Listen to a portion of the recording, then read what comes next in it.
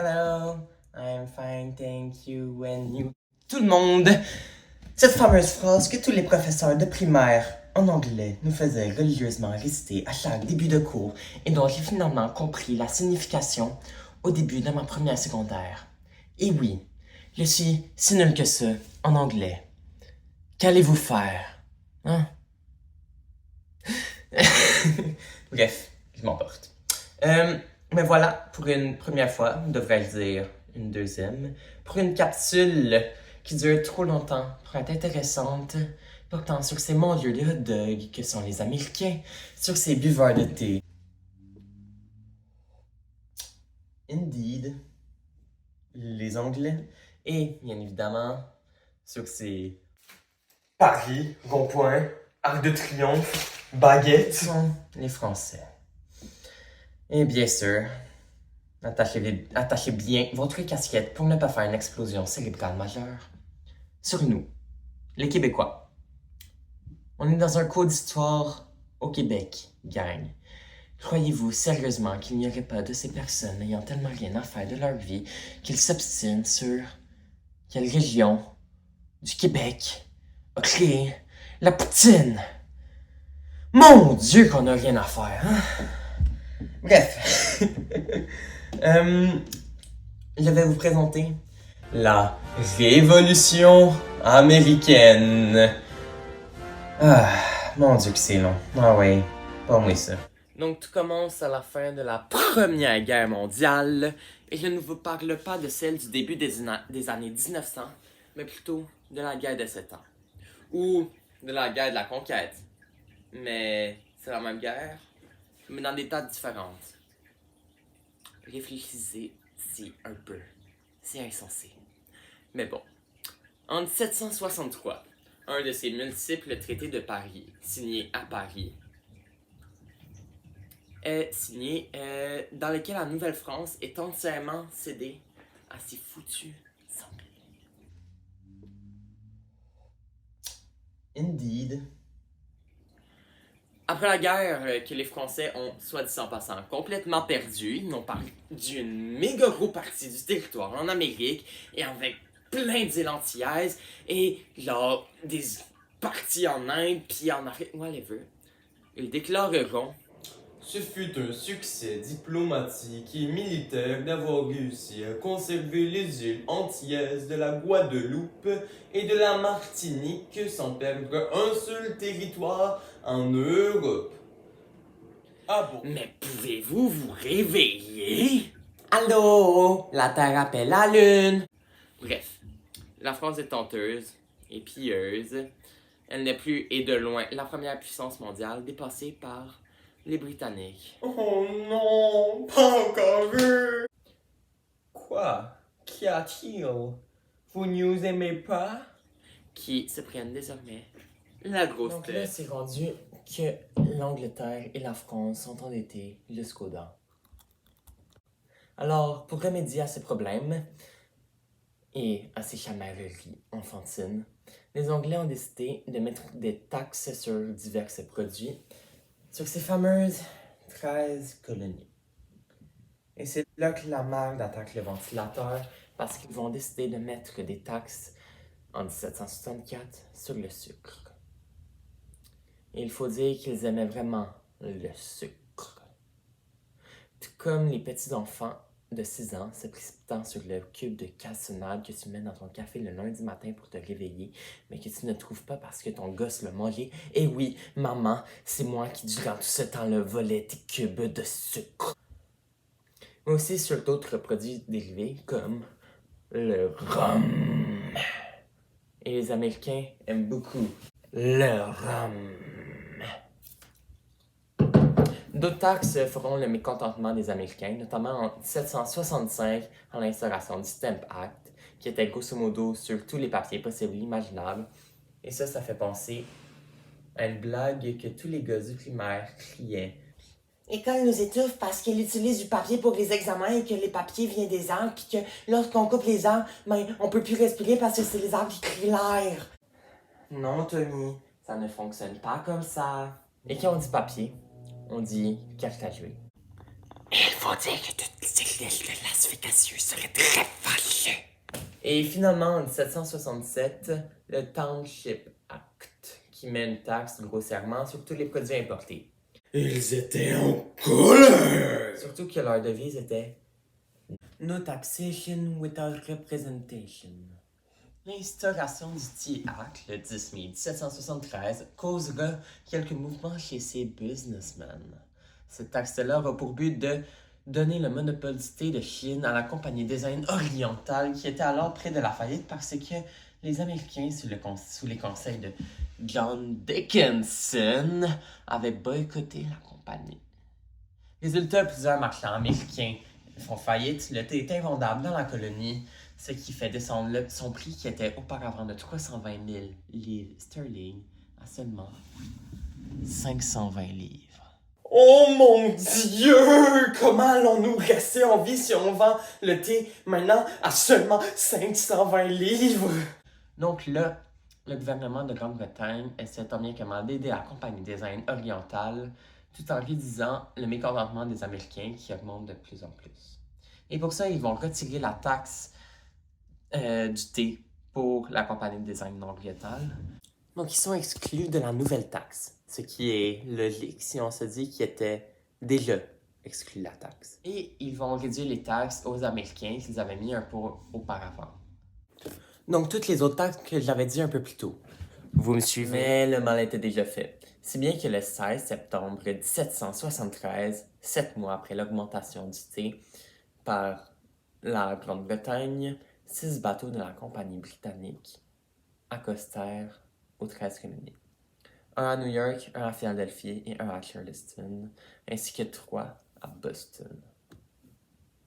Les 3 premiers bateaux n'étant pas capables de décharger leur cargaison, repartirent les cales remplies vers leur métropole, l'Angleterre. Tandis que les 3 bateaux à Boston décidèrent de rester au port pour la nuit. Entre 18 et 19 heures, une soixantaine d'Américains déguisés en Mohawk et menés par Samuel Adams embarquèrent sur le Dartmouth, sur le Beaver et sur l'Eleanor. Donc, les marins sur ces bateaux respectifs laissèrent entrer ce qu'ils croyaient être de simples Américains. Oh, je suis un moi qui embarque sur un bateau de la plus grande compagnie marchande compétitionnant activement contre les colons américains, tout en se faisant aider par la couronne britannique. Il n'y a rien de plus louche. Vous n'avez aucune raison de vous inquiéter. Oh, et j'allais oublier. 20 autres personnes me suivent et autant embarquent en ce même moment sur vos autres embarcations. Encore une fois, n'y prenez surtout pas garde. Il n'y a aucune chance que l'on save la mer les 342 tasses de thé se trouvant en ce moment même dans vos cales, ce qui reviendra à vous faire perdre un total de 10 000 de ce symbole bizarre.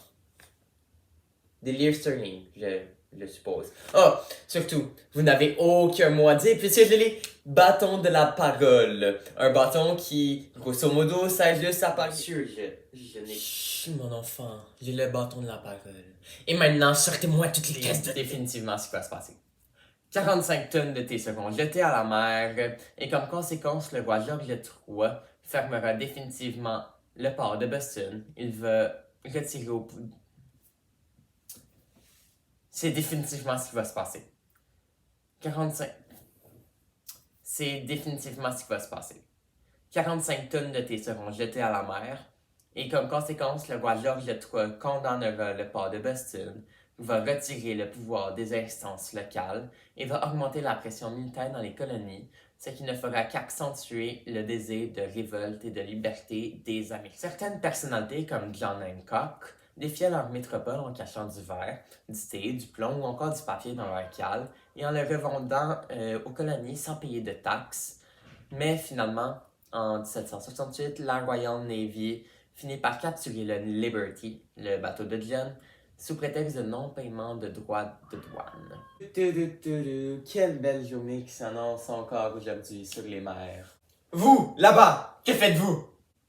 Des activités complètement légales, monsieur. Ah, je le savais, vous êtes un homme de confiance, vous. J'avais juste seulement une petite fringale. Si vous me laissiez entrer dans votre bateau et... Oh, vous êtes celui qui ne paye pas vos taxes! De toute évidence, monsieur, que croyez-vous? Et que ce jour reste dans vos mémoires comme celui où vous avez failli capturer le capitaine John Hancock. Allez, Fouticole, t'es supposé le faire voler, là! La capture du navire que les Bostonnais avaient crucialement besoin crée une révolte. Et pour cette fois-ci, je vais passer outre les détails parce que sinon la capsule va être vraiment trop longue. Au 5 septembre jusqu'au 26 octobre 1774, lors du premier congrès continental à Philadelphie afin de réagir aux lois intolérables. Certains des États étaient pour une guerre alors que d'autres visaient plutôt une vision diplomatique des choses, alors qu'encore d'autres étaient plutôt dans un entre-deux entre un mélange diplomatique et militaire. Mais encore là, seules quelques personnes voyaient le citoyen américain. Et plus le moment avançait, plus que l'idée germait dans l'esprit qu'on pouvait peut-être être un pays libre. Dans ce congrès, les délégués des diverses colonies envoyèrent une lettre d'invitation au Québec visant pour leur demander de se joindre à eux. En réalité, on ne représentait pas grand-chose, nous, les Québécois, par rapport à eux, parce que nous, disons qu'on était 6000 habitants, puis qu'on ne faisait pas grand-peur à pas mal de personnes. Ouais, là, mais Joe, pourquoi nous avoir écrit si on sert à rien? Dis-je en imitant un adolescent prépubère cherchant désespérément à avoir la démarche la plus fucking. Contexte historique! En 1775 était une colonie nouvellement anglaise depuis la fin de la guerre de 7 ans. Vous savez, la guerre dont je vous ai parlé un peu au début? Bref, les insurgés avaient peur que les Britanniques l'utilisent comme base militaire pour envahir le Nord. Et les Québécois, les chants là-bas de l'Église catholique et même les chants là-bas du gouvernement britannique québécois avaient reçu l'ordre de ne pas se rallier à la cause des insurgés. Seule une centaine de citoyens les appuieront quand les Américains commencèrent à envahir la province de Québec. Le 13 novembre, Montréal est prise par le général Montgomery sans aucun combat et le siège de Québec commença le 31 décembre 1775. Les troupes du général Arnold joignaient ceux du général Montgomery au début des sièges et ils essayaient tant bien que mal d'envahir la ville jusqu'au printemps 1776 où des renforts britanniques arrivèrent et les Américains s'enfuirent et prirent largement leur coup, libérant finalement la ville des griffes des Américains. La guerre d'indépendance américaine était déjà commencée officiellement lors de l'embuscade du 19 avril 1775 à Lexington, qu'un milicien bostonien intercepta des troupes britanniques venues détruire un dépôt d'armes. Oh, ça m'a mis du temps à commencer, hein? Mon Dieu. Qu'à cela ne tienne, un mois plus tard, George Washington se fait nommer par le Congrès continental comme chef. Qu'à cela ne tienne, un mois plus tard, le gouverneur George Washington se fait nommer par le Congrès continental en tant que gouverneur en chef. Et il fallait bien que je parle un peu de lui, puisque pour ceux qui se croyaient intelligents, en allant dans un club de génie en herbe, il fut, et attention aux divulgateurs, le premier président des États-Unis. Le roi Louis XV décède dans l'année 1774 et suite à son pitoyable règne, il avait cumulé 2,5 millions de livres de dettes, ce qui représente, mesdames et messieurs, 10 ans du trésor royal français. Louis XVI monte alors au trône et, voyant une opportunité de ridiculiser la Grande-Bretagne, il décida de se joindre aux colons d'Amérique. Malheureusement, la guerre se passe outre-mer et disons que les Français n'ont pas de bateau, ce qui est très peu avantageux. Donc, comme une grand-mère avait manqué de sucre pour faire un dessert, le roi va décider de reconstruire la marine française en entier, seulement pour fâcher les Anglais, ce que je peux comprendre. Les Français, dans leur armement, vont aussi introduire le système de Gribeauval, une nouvelle machine en artillerie. L'armée terrestre s'élève à 130 000 hommes contre 45 000 dans tout l'Empire anglais. Mais encore une fois, il leur manquait de bateaux, donc leurs 130 000 hommes leur servent pas mal, quasiment à rien. Et dire que tout ce talent pour être le plus fort, il fallait des bateaux.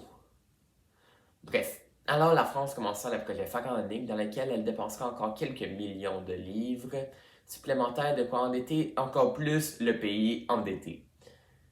Donc, c'est le ministère Sartine, ainsi que ce cher Choiseul, qui se chargera d'égaler la force et la puissance maritime à celle des Anglais, qui, durant ce temps-là, étaient au top.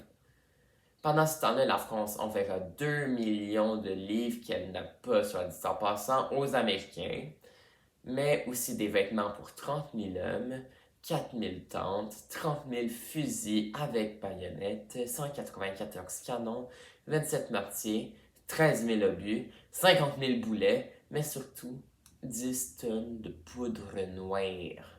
Parce que, contrairement à aujourd'hui, les Américains ne produisent pas de poudre. Il faut dire qu'aujourd'hui encore, c'est ça, ce sont les Mexicains qui leur en fournissent. Mais que dis-je? Maintenant le temps de la guerre d'indépendance américaine. Je vous avais dit qu'on y arriverait. Le 4 juillet 1776, les Américains déclarent leur indépendance. Suivront par la suite multiples batailles comme celle de Bunker Hill en 1775 qu'ils auront lamentablement perdues. Sans l'aide directe des Français, les colons sont désorganisés et incapables de concurrencer l'armée anglaise, forte et entraînée. Des milices se formeront par-ci par-là, mais la première victoire des insurgés, celle de Saratoga, n'arrivera qu'en automne 1777. Les Français aident indirectement les États-Unis, et pour l'instant, malgré leur victoire, les insurgés perdaient encore contre l'armée anglaise qui disait sûrement « Nous sommes de retour, que vous le vouliez ou non, afin de préserver le monde de la dévastation, afin de rallier tous les peuples à notre nation, afin d'écraser à jamais l'amour et la vérité. » Ah, je savais que j'aurais pas dû faire ça. Qu'à cela ne tienne, le 6 février 1778, la France reconnaît enfin les États-Unis comme un pays libre et Londres déclare la guerre à la France le 17 mars. Malgré ce qu'on peut penser, les Français savaient que seuls, ils ne seraient pas capables de contrer les Anglais, donc elle demanda à l'Espagne de les appuyer ainsi qu'à la République des Provinces-Unies, un pays qui fit tellement de changements dans l'histoire qu'on s'en rappelle encore. Un patriarcat moderne, quoi. Vous voyez, vous ne savez pas c'est qui. C'est bien normal. Mais pourquoi cette ancienne Hollande? Fallait bien que je le mentionne parce que personne sait qui ils sont, haïssaient royalement les Anglais. C'est parce que eux, ils prônent l'indépendance et la liberté de commerce, ce que les Anglais interdisent, eux, les rois des mers. Et les Espagnols, c'est pas mal parce que, selon le traité fait un peu avant la guerre de 7 ans, ils sont obligés d'appuyer les Français dans la guerre. Avec ses alliés, la France, et je n'ai pas oublié les Américains, c'est simplement que ces ploucs-là, qui deviendront le big boss de l'âge moderne, n'avaient pas de bateau. Et je vous le rappelle, les Français entreprennent une guerre de bateaux. Bref, la France savait pertinemment que pour avoir une chance contre l'armée britannique, il faudrait diviser leurs forces dans plusieurs coins de leur empire. Ils attaquaient donc les colonies anglaises des Caraïbes, ainsi que Gibraltar, l'Afrique du Sud et l'Inde, ainsi que d'autres colonies un peu partout dans le monde, puisque ce sont des Anglais. Bref, ça leur a comme effet de séparer les forces maritimes anglaises. La graine est dans la pomme est dans les feuilles sont sur la branche est dans l'arbre. Je vous le rappelle. Bref, ne vous êtes pas perdus là? Non? Continuons. La première force que les Français vont envoyer va être un fiasco total, comme les escargots persillés. Sérieusement, c'est quoi l'idée? On n'est pas en maths. 2 négatifs ne forment pas un positif. Pourquoi mélanger les 2 pays ingrédients du monde?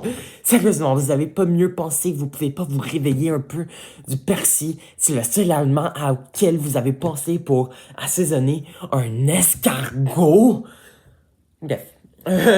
L'important, c'est que le deuxième convoi, arrivé le 2 mai 1780, du sieur de Rochambeau, et non du paquebot, à ne pas confondre, ainsi que de 6 000 hommes, étant des anciens militaires de guerre de la guerre de 7 ans, vont faire une différence cette fois-ci. Donc, chez les Français, nous avons le général Rochambeau, ainsi que Lafayette. Je n'ai pas fait faillite. Sur Terre, et l'amiral de Grasse Après vous, mesdames. En mer. Nous avons également dans le même camp le général Greene. Mon gazon est plus vert que le tien. Et ce fameux Washington. Contre le fameux général anglais Cornwallis. Oh, mon petit maïs. Maman, je t'ai dit d'arrêter de m'appeler de même. Et Clinton. Hello, baby. Donc, les 6000 hommes de Rochambeau aidèrent à reprendre des mains des Anglais la ville de New York, alors que durant ce temps, au sud... Alors Clinton, comme ça on veut obliger les petits insignifiants à abdiquer en attaquant Philadelphie. Oh oui, Cornwallis, il serait inutile de battre le général Greene, alors qu'on peut le battre à Philadelphie. Non, non, non, c'est mon plan qu'il faut suivre, pas le tien, vieux bourg. Oh non, c'est le mien qu'il faut suivre, faudrait quand même pas faire confiance à un maïs. Arrêtez un peu, mon plan est meilleur que le tien. Durant ce temps-là, un peu plus au sud. Ah, comme il fait beau ici avec mes dizaines de bateaux Caraïbes, assuré de ne pas se faire attaquer par derrière parce que les Espagnols me protègent. Ah, les Amériques, je m'en viens. Et pour abattre les Anglais, moi, moi. Oh, après vous, madame. Le 12 mai 1780, Clinton et Cornwallis descendent de Princeton et de Philadelphie vers le port de Charlestown, où ils remporteront facilement le siège, alors que durant ce temps-là, Lafayette, Washington, Rochambeau et Barras, c'est normal que ça vous dise rien, il n'est pas si important que ça, préparaient un plan diabolique. Le plan consistait à coincer les Anglais dans la baie de Chesapeake, et je vais skipper plein de batailles pour nous concentrer exclusivement sur celle de Chesapeake, parce que sinon on y arrive. Donc de grâce Après vous, mesdames. arrive en 1781 près de Chesapeake, après avoir pris l'île de Tobago dans les Antilles. Et lorsque Rochambeau l'apprit, il envoya son armée, ainsi que celle de Lafayette, Je n'ai pas fait faillite. là-bas. Washington, qui n'avait pas ça comme plan, envoya quand même son armée parce qu'il savait que c'était la bataille décisive, comme celle que tu fais avec ta soeur pour prendre la télécommande alors que tu entends tes parents descendre les marches à toute vitesse. Celui qui gagne, gagne. En 1781, le 5 septembre, les forces françaises arrivent contre celles anglaises et cette bataille est surtout maritime. On cherche à détruire les renforts des Anglais. À 14 heures, un haut fond sauve les Français, leur permettant de refaire leur ligne, tandis que les Anglais doivent attendre. À 16h30, 26 vaisseaux et 5 frégates françaises débutèrent la canonnade contre les Anglais. L'amiral, en toute réponse, envoya des signaux confus à ses bateaux. On se rapproche, capitaine? Je sais pas, là. Tenez votre ligne, c'est l'important. Mais, capitaine, on ne pourra tirer sur les vaisseaux ennemis que difficilement. C'est pas grave, on est des Anglais. On triomphera pareil puisqu'on est prétentieux. Grosso modo, faire que l'autre capitaine ne pourra pas sauver l'avant-garde anglaise qui était durant ce temps-là en train de se faire marteler par les Français. La fin de la bataille survient un peu plus tard dans la journée et pour une fois, les Français décapitèrent navalement les Anglais. Bon, j'y vais un peu fort, vous allez me dire, mais chez les Anglais, 5 bateaux seront endommagés contre 2 chez les Français et 336 hommes seront blessés ou morts chez les Anglais contre seulement 220 de ces satanés mangeurs de baguettes. Le 14 septembre, Rochambeau et Washington arrivèrent à Yorktown. Le 30 septembre, Cornwallis, oh mon petit maïs, qui s'y réfugiait avec son armée, évacua ses soldats et commença à creuser sa première tranchée. Le 9 octobre, les insurgés mirent feu à la ville à l'aide des armes de siège françaises et le 14 octobre, c'est la première attaque frontale. La nuit du 16 au 17, Cornwallis, oh mon petit maïs, essaya de s'échapper, mais une tempête l'en empêcha. Il veut dire, pouvez-vous avoir un peu pitié de lui, même nerf nature veut sa mort esprit. Bref, Et finalement, du 18 au 19 octobre, ce sont les débuts et la fin des pourparlers. Fin de la guerre d'indépendance. Ouf. Ce fut long, Bon, quelle conclusion pourrait-on pondre avec tout ça? Que c'était interminablement long chercher les informations parce qu'il y a tellement d'éléments et que ça ne fait que 250 ans que les États-Unis sont créés, donc on est une foule d'informations très précises. Non! Pas tout à fait. À vrai dire, officiellement, les États-Unis devront attendre jusqu'au traité de Paris de 1783 avant d'être reconnus par la Grande-Bretagne et puis commencer à faire leurs petites affaires de leur côté. Ils gagneront ensuite à se traiter toute la vallée de l'Ohio, qu'ils réquisitionnaient plus tôt, mais dont on a aussi sauvagement caché avec les tétons de sa mère, donné à son voisin d'à côté, le Québec, en 1774, lors de l'acte de Québec. Il était vraiment à fond sur l'originalité dans ce temps-là. Mais qu'ils finiront de toute façon par avoir. Parce qu'il faut dire que ces chapeaux de fourrure apportaient encore beaucoup de cash à une époque où, je vous le rappelle, le caviar est une viande de pauvre et où on jette nos déchets par la fenêtre parce que Monsieur Poubelle, l'inventeur de la poubelle, mon Dieu qu'il faut tout vous expliquer à vous, ne l'a pas encore créé.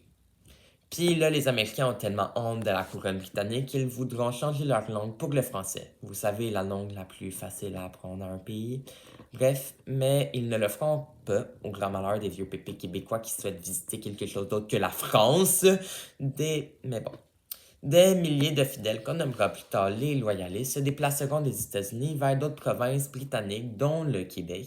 Puis là, ça va faire plein de changements de proportion, de français dans la colonie, le British Party aura plus d'influence sur le roi qui leur accorde non partie ce qu'ils demandent. On va pousser les explorations dans le nord-ouest et découvrir de nouveaux territoires, alors que la France deviendra un grand allié des États-Unis, qui deviendront, attachez bien votre ceinture, la plus grande puissance mondiale.